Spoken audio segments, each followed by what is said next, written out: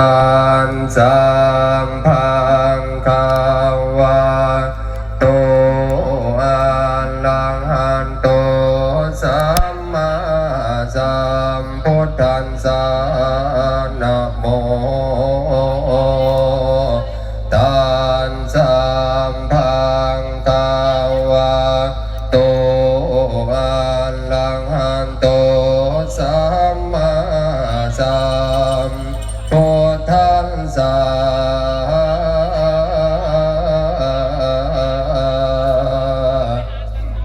นะโมตัสสะพังคาวะโตอ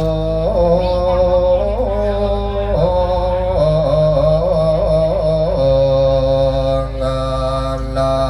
หะโตสัม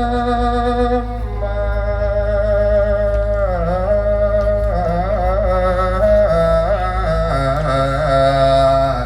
สัมพุทธัสสะ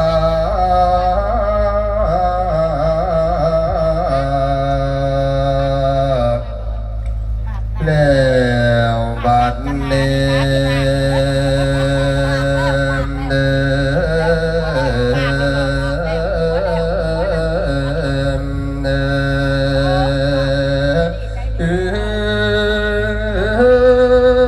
จังหวะใดตอนนี้จังหวะดูแลเสือผู้เป็นเครือวงวานนับถือด้านพุทธศาสตร์มวลนักปราชญ์ใหญ่น้อยมาฟังทอนสีก้าวจางองค์สนใสเจ้าฟ้ามหาลานสีพีพร้อมทั้งโพธสดีนางอีกกันหาสลีน้อยนาเมาฟูงพลลอยอันสร้างเมืองออกจากเขตมาเสินองค์พระเวทเจ้าผู้เนาอย่างเจ้าโยภายเดข้ามผู้ผาป่าไม้อันดงใหญ่หลายสันทานทางพลหันเสาเมืองได้เที่ยวไทยเรื่องลาเปลี่ยนเวลานานได้30 วันนอเดือนหนึ่งพุทธมาถึงพระเวทยังอันเลิงล้วนมวลกระจายดาวนขนาดชาวสีพีกะจังใดอันพร้อมพำน้ำการย่อเอาขันอันเชิญแล้วจะดอกความเบาว่าสนใสโยเหมือนนั้นบานทานยาบ่ลงมาเสียสนใสต้นแก่นเงาจอมเจืองเจ้าจากบนโซเซยสร้างสอบโหข่าวกรอมกับการเปลี่ยนทินาอัศจรรย์เสียงเรื่องนั้นเกินกองเสียงตื่นต่อสักกู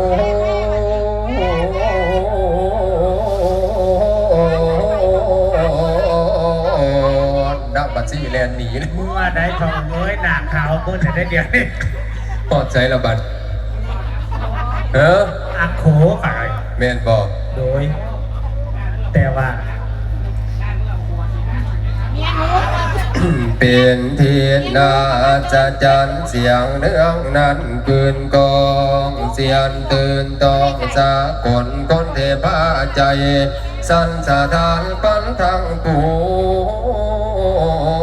วางทางเข้าหลวงเสี สิเลโลลาดไว้วันถวยสารดังสตานบริพันธ์เจนจานถูกคอมกันบริดานทางเก่าจักรวาลไกวกวาดแก้ง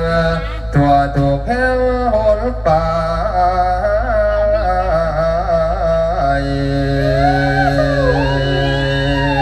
โอ้ที่กาลังป่าเด็กโตที่โอคือว่าหลานทั้งสองเลิศแล้วกามทางแม่ออกแก้วสายสมอนกับทางป่ายาเวทสันดรโตผ่านเงาจอมเจ้าสนใสปัญญาไว้กิดมกับทั้งนางหน่อยให้น้องพูดสะดีตอนเป็นพ่อละไม่สีเลิศแล้ว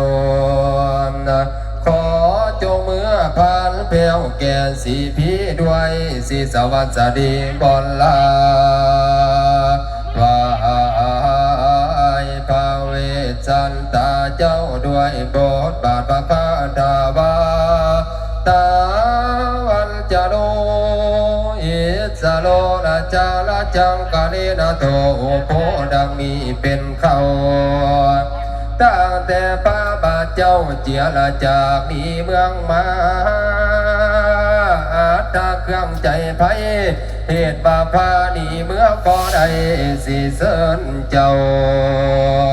แทนทาลุงสิเสินเจ้าแทนทาลุ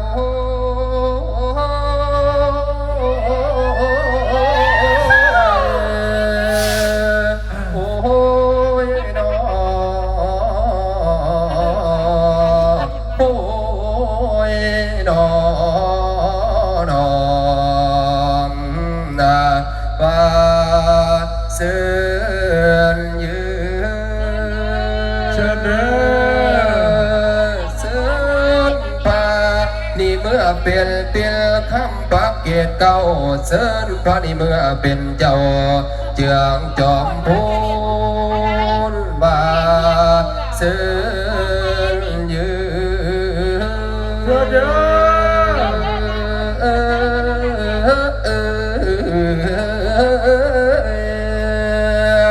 เสื่อนพระนี่ขึ้นเมื่อหอ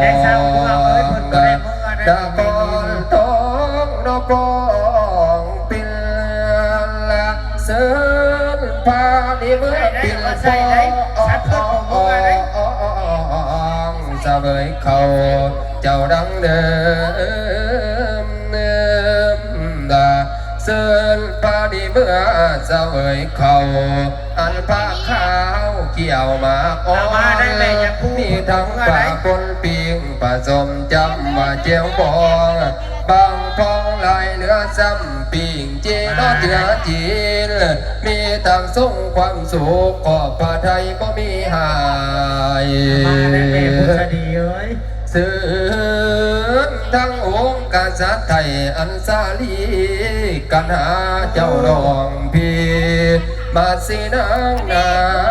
ดลายเมื่อพร้อมเจ้าปั๊มกันอย่าได้มาเหียมเหืออันไพสนมาลำบากอย่ามากินมากไม่อันเป็นเพื่อนโมชาดีนาเสื่อมพาดีเมื่อกินข้าว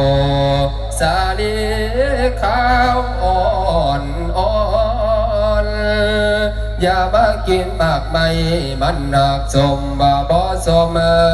เสื่อมพาดีเมื่อบันทมห้องอันเตียงทองมันทองเจ้าเคยดังเสื่อมพาดีคืนเต้าบ้านได้เป็นแก้วเป็นหงเฮืองเดพูดพาเครื่องใจด้วยดอกผู้วานาบ่สมบ่ควรพัสศิลาเผาเสีย ญาติหมู่กาวงศาพาศิลากัญญานางกะบิงเมียผู้ยังน้อยบ่สมควรพาสิไลข้าน้อยปะปล่อยเจ้าสีนาพาสิไปนอนข้างศาลาทองอยู่กลางป่าพาสิลาเมป่าลาแล้วแม่เลี้ยงอันเมืองบานให้มนมองนาว่าเสือนเยอะพัง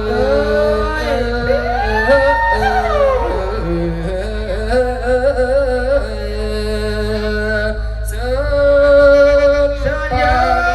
เดินเมื่อเลี้ยงถ้ารักกาลูกน้อยอ่อนเสือนทอนเท้าให้เมื่อดมมาไปพู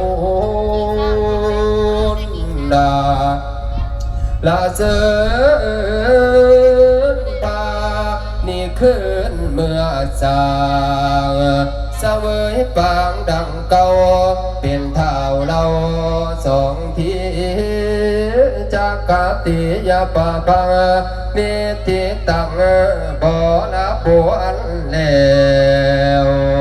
ถวายพาศิลาเลิกบันอันเกินจบตอนนี้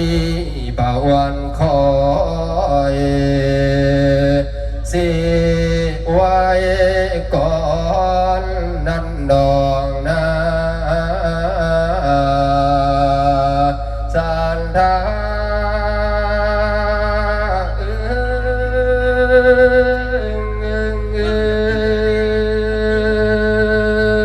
โอ้